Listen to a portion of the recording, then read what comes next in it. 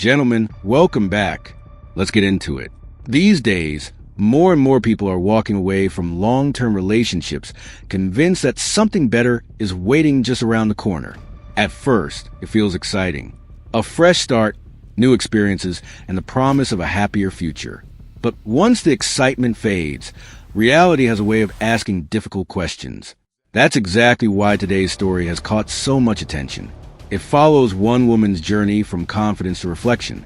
And by the end, you'll see just how different the outcome was for what she expected. How did I know it was time to end my marriage? Number one question from women in my DMs. I'm gonna get into some pretty heavy topics in this video, so just a trigger warning. I'd say about a year before I requested a separation, started to feel my sense of self slip away. Having disassociations multiple times throughout the day, started having extreme senses of deja vu. Since learned through therapy that it can actually be a sign of anxiety, and I think I just didn't recognize it in my body because I just didn't want to. I'm fully aware this video is gonna get me a ton of hate. If one person watching this video is not willing to leave their bad relationship because of themselves, let your animals be enough. I've actually found the opposite of this comment to be true. My dog's quality of life has improved so much since I initiated my divorce. My dogs used to always have diarrhea, like all the time. I spent the night before my rehearsal dinner in the ER with my dog Ernie. He was having diarrhea. We're spending thousands of dollars on trying to get to the bottom of this. A lot of stress is stored in the gut.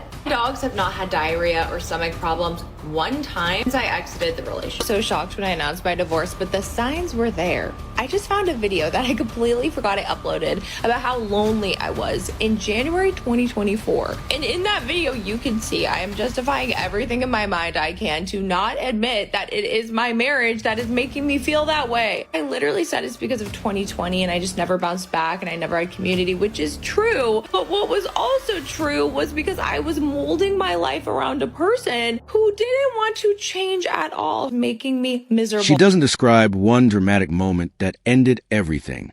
Instead, the video suggests she gradually became convinced that something was missing, even though life on the surface looked stable.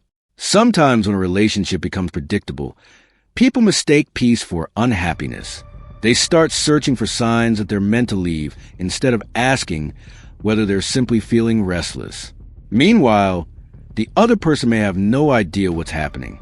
They're just living their everyday life while the relationship is slowly being redefined in someone else's mind. People that isn't a dating app, I can't take this. I cannot do this. Or at least tell me the one where you actually met serious people that want to be in serious relationships, because I feel like I've just met a bunch of fucking weirdos since I've gotten a divorce. And I keep having to remind myself that there's nothing wrong with me. There's nothing wrong with me. Dating in this age is just so fucking weird. And these dating apps, since I've gotten back on the apps, are so crazy. Like Hinge is gatekeeping the best people. I will see a man I'm insanely attracted to, tall, has a good job. I'm like, great. What do you mean I have to pay for Hinge Plus? Or send him a rose and pay for it? Like, what? Why can't I just message a guy I think that's hot on a dating app? Isn't that what they're for? Designed to be deleted. Yeah, not anymore. Designed to drain your bank account. More like it, because what is this? And I'm trying to put myself out there, so I'm going on dates with people, but it's not the people that I am into at all. So I just feel like meeting people in a traditional environment is better, but like, where are we finding them? Where are we finding them? Do I need to get a non-remote job now? Like, help. At first, it looked like she had already moved on. New photos, new people, and the excitement of starting over gave the impression that everything was falling into place. But according to the story, that feeling didn't last very long. The excitement faded. The relationships never became what she hoped for, and the dating experience turned out to be far more difficult than she expected. That's when the comparison started. Instead of focusing on the future, she found herself looking back at the life she had already left behind. Sometimes you don't fully recognize the value of what you had until you're trying to replace it.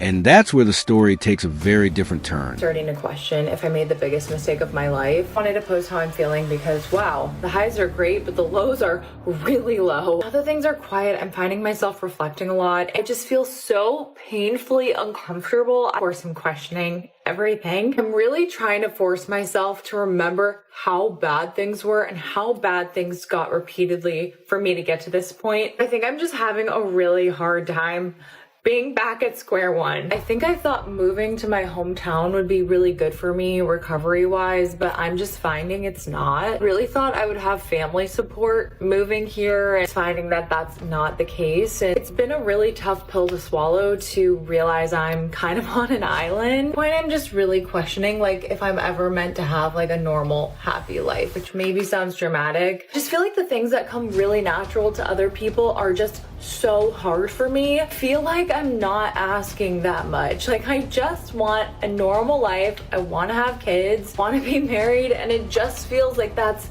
not in the cards for me. What really jumps out here is that she admits she's trying to remind herself why the marriage ended in the first place. That suggests a real tug of war between the reasons she told herself back then and the way she feels now. As time goes on, she seems less focused on the thrill of leaving and more focused on what she gave up. The fresh start she imagined hasn't played out the way she expected, and that has pushed her into a very different kind of reflection. Sometimes the hardest part isn't making a life-changing decision. It's realizing later that reality doesn't match the picture you built in your head, and that appears to be exactly where she is now. I feel like I'm making the video I need to see right now because sometimes life just isn't better after divorce. The thing is, I know it will be.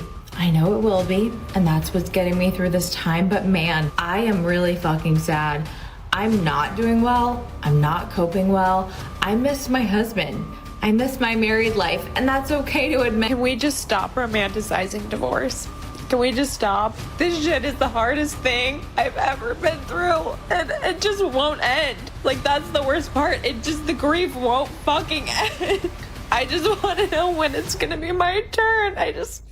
I want to be happy. I just want a family. I want to be married. That's it. I want to feel support. I want to feel like I'm a unit. Like, there's nothing worse than being married and not feeling that. But it doesn't make leaving or ending your marriage any easier. And I'm so sick of people acting like it's such a walk in the park. I feel like I'm just trying to keep going, and I'm just trying to stay positive, and I need a win. Like, I can't win. I just don't know what to do anymore. As the story unfolds, she starts to realize that leaving did not bring the fresh start she expected. What looked like a new beginning slowly turns into regret. At first, she seems excited about moving on, but that feeling fades, and she begins comparing her current life to the one she left behind. She is no longer looking ahead with confidence. She is looking back at what she gave up. That is where the story becomes uncomfortable, because she learns that replacing real stability is not as easy as walking away from it. At this point, the focus is on her and the choices she made.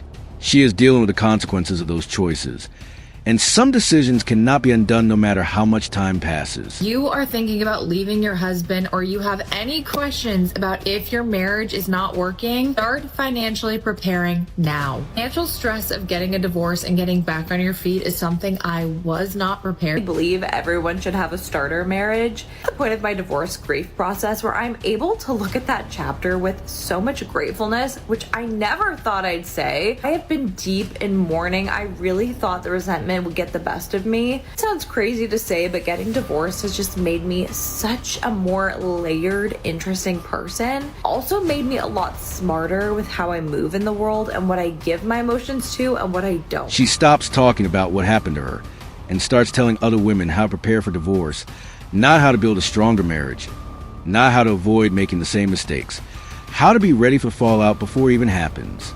According to the video, that's a revealing shift.